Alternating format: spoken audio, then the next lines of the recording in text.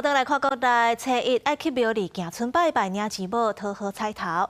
台南的咱昆山大天府咧抽国运签诗，是下下签。庙方认为，咱的经济和政治可能会互相牵连，就要到旧历6月过，才会豆豆变好。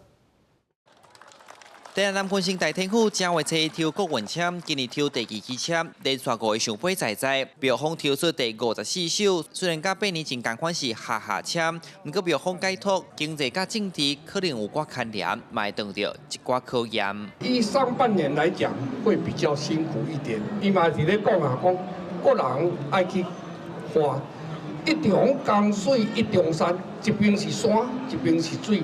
你要行山路，还是要行水路？介在咱去如何去拿呢？不管咱啦吼，咱的国运也好，咱的民生经济也好，只要透过咱所有百姓，大家先行来得，全国来拍拼落了，我相信咱台湾的经济绝对是真能够点点。庙方讲，虽然这支签看起来无介好，不过阁有解脱。伊嘛讲，对年中开始经济会大大好起来，一直到年尾，咱的经济地平应会较好。新正年头，经济公庙拢客。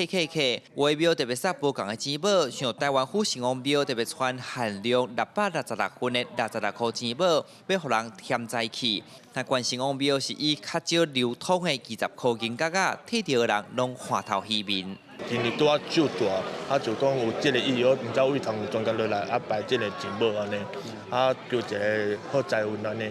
生肖是属6啦吼，6排行第6啦吼，咱用钱的迄个金票吼，诠释伊的意象，吼，无用迄个图腾来诠释伊的意象，从伊伫即个流年的时候会当来。 六大顺啊！正月初一是新年的头一天，真侪民众拢趁好天出外行村，众人祈求新的一冬拢顺利利。记者上台南采访报道。